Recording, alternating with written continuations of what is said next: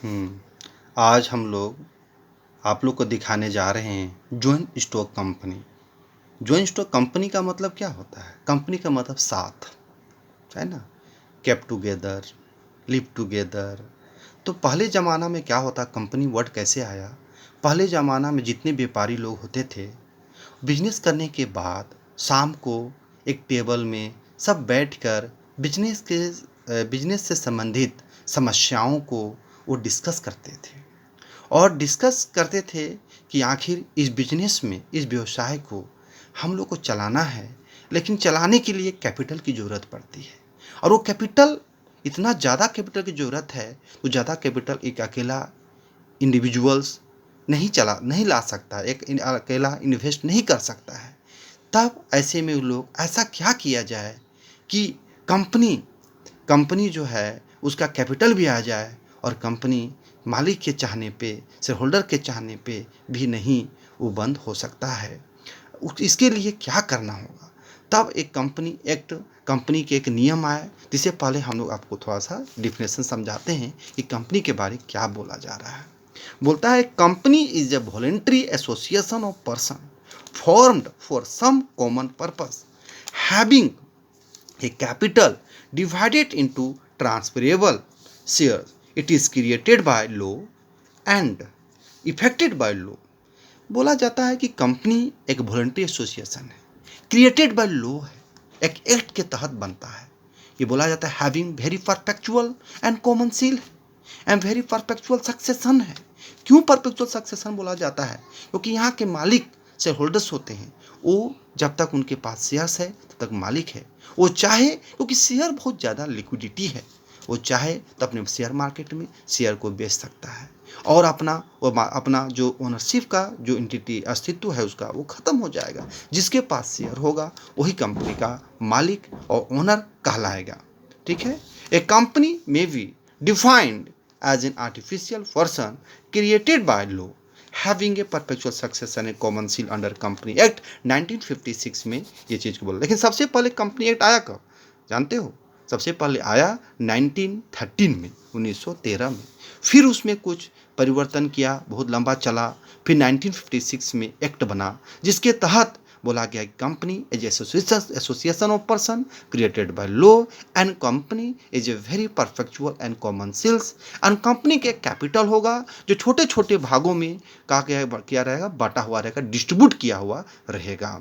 तो इस तरह से कंपनी बना। अभी तो फिलहाल रिसेंट देखिएगा 2013 में नया कंपनी एक्ट आया और उसके बाद धीरे धीरे उसमें कुछ चेंजेस लाया गया कंपनी एक्ट 2013 के अकॉर्डिंग, उनके प्रोविजन के तहत। लेकिन एक्ट और रूल में अंतर क्या है? 2013 एक एक्ट बना और एक्ट के बाद एक्ट एक ही बार बनता है भाई, एक्ट बार बार चेंज नहीं होता है। लेकिन एक्ट 2013 को बना, अब जो भी चेंज करना है तो बार बार तुरंत चेंज नहीं होगा, चेंज होगा भी बहुत लंबा समय के बाद, बहुत बड़ा वक्त के बाद चेंज होगा। तो देखते क्या है, 2014 में कुछ चेंजेस आया। 2014 में कुछ चेंजेस आए करना है हमको, तो उसमें से हम रूल 14 लिख देते हैं, रूल 15 लिख देते हैं, रूल 16 लिख देते हैं, रूल 70 लिख देते हैं। इस तरह से कंपनी में कुछ चेंज लाना है तो रूल ईयर में अगर कुछ चेंज आए, जिस साल ईयर में चेंज आए तो हम एक तो ही रहता है, बस उसमें रूल लिखा जाता है।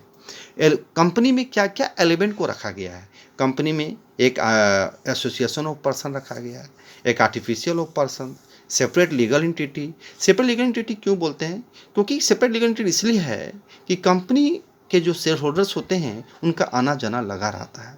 आज आप शेयर खरीदें, आप कंपनी के शेयर होल्डर हुए, लेकिन कल आप कंपनी के शेयर को बेच देंगे तो आपका मालिकाना हक खत्म। लेकिन अगला आदमी जो होल्ड किया है वो कंपनी के शेयर होल्डर बन जाएंगे। यानी कंपनी का मालिक कौन है? जो कंपनी का शेयर खरीदता है वही कंपनी का मालिक है। शेयर का मतलब एक पार्ट, एक हिस्सा। शेयर का मतलब होता है कि वह कंपनी का जो कैपिटल होता है वो बड़ा होता है। जैसे हीरा देखे हैं आप, हीरा एक बड़ा है लेकिन उसको छोटे छोटे टुकड़ों में बांट दिया जाता है, और एक छोटा छोटा टुकड़ा को अगर आप लोगों को छोटा छोटा टुकड़ों को अगर दे दिया जाए तो उस कहा जाएगा कि उस कंपनी के आप मालिक हैं, क्योंकि उस हीरा, वो बड़ा हिस्सा का एक छोटा पार्ट आपके पास है। यानी उतना हिस्सा का जो भी कंपनी को फ़ायदा होगा, प्रॉफिट होगा, उतना के बराबर आपको डिविडेंड या प्रॉफिट के रूप में प्राप्त होगा।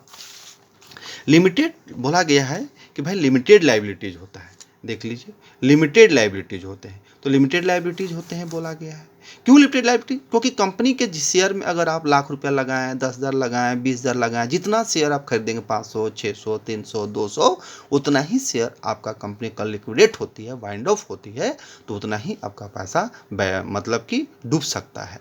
लेकिन पार्टनरशिप फर्म की बात करोगे तो यह सोल प्रोप्राइटरशिप का बात करोगे तो अगर कंपनी का बोला जाता है सोल प्रोप्राइटरशिप पार्टनरशिप फर्म, क्योंकि भैया खुशी और गम दोनों आपके पास है। अगर खुशी है तो आप ही का शेयर करते हैं, गम है तो आप ही। कल के डेट में अगर कंपनी का हो जाए, कंपनी वाइंड अप हो जाए, दिवालिया हो जाए, इंसॉल्वेंट हो जाए, है ना, कंपनी गलत बोल रहे हैं, फर्म इंसॉल्वेंट हो जाए, तो ऐसे कंडीशन में जो पार्टनर्स हैं या उनके जो मालिक हैं वही उनका लायबल होंगे, या उनका पर्सनल प्रॉपर्टी में भी इफेक्टेड है। कल के डेट में अगर कंपनी के जो क्रेडिटर्स हैं, कंपनी का जो दावा करने वाले, क्लेम करने वाले लोग हैं, तो कल आपको कंपनी का सारा एसेट्स को नीलाम करने के बाद भी कोई पैसा अगर बचता है तो वो पैसा आपको क्या करना होगा? पर्सनल प्रॉपर्टी से बेचकर आपको चुकाना पड़ेगा। परपेचुअल सक्सेशन मतलब कंपनी कभी नहीं मरती है। शेयर होल्डर मर जाए, डेथ कर जाए, लेकिन कंपनी नहीं मरेगी, never dies and never dies. फिर बोलता है transferability of share, share transferable होता है। ऐसा नहीं, क्योंकि शेयर एक लिक्विडिटी होता है, एक कैश के जैसे इक्विवेलेंट टू कैश होता है। क्योंकि मार्केट में हम लिक्विडिटी कैश सबसे ज़्यादा है, शेयर भी लिक्विडिटी है, डिबेंचर भी लिक्विडिटी है। इस तरह से बहुत सारी चीज़ हैं जो लिक्विडिटी हो, है ना, जो ट्रांसफरेबिलिटी ऑफ शेयर, जिसको हम ट्रांसफर कैश में बदल सकते हैं। आइए इसके बाद आते हैं kinds of company. Kinds of company के बारे थोड़ा सा देखिए, आप ध्यान देखिएगा, वीडियो नहीं दिख रहा होगा आपको, 1 मिनट। काइंड्स ऑफ कंपनी, आइए काइंड्स ऑफ कंपनी के बारे देखते हैं हम लोग हैं। एक होता है गवर्नमेंट कंपनी। गवर्नमेंट कंपनी किसको कहते हैं भाई? गवर्नमेंट कंपनी कहा जाता है कि भाई किस कंपनी का शेयर पेड अप कैपिटल जितना है उसमें कंपनी का कम से कम 50 एटलीस्ट 51% उसका कंट्रीब्यूशन होना चाहिए। किसका? सेंट्रल गवर्नमेंट का या स्टेट गवर्नमेंट का या दोनों का हो, तो इसे को बोलते हैं गवर्नमेंट कंपनी। ये इतना ही जानना आपको बेसिक नॉलेज होना चाहिए। दूसरा आता है स्टैट्यूटरी कंपनी, वैधानिक, है ना, कंपनी। बोला था कि स्टैट्यूटरी कंपनीज क्या है? रजिस्टर्ड अंडर स्पेशल एक्ट, मतलब वो कंपनी रजिस्टर्ड होता है कोई स्पेशल एक्ट के तहत, है ना। एक्ट होता है जो सेंट्रल ऑफ स्टेट लेजिस्लेशन के तहत कोई एक्ट बनता है, जैसे कोई लीगल एक्सपेक्ट का एक्ट है ना, कंपटीशन एक्ट है, उसके तहत कुछ बनता हो। तीसरा आ जाता है फॉरेन कंपनी। फॉरेन कंपनी उस कंपनी को कहा जाता है जो रजिस्टर्ड आउटसाइड इंडिया, इंडिया से बाहर रजिस्टर्ड हुआ है, लेकिन कंपनी रन इंडिया में हो रहा है, ऑपरेट इंडिया में हो रहा है। एक होता है होल्डिंग कंपनी और सब्सिडरी कंपनी। होल्डिंग कंपनी किससे कहते हैं? होल्डिंग कंपनी एक बड़ी कंपनी होती है, जैसे बड़ी मछली देखे होंगे, बड़ी मछली क्या करती है, अपने मार्केट में बड़ी मछली जैसे पानी में रहती है और उसको बहुत सारा तैरने में या उसको वहाँ पे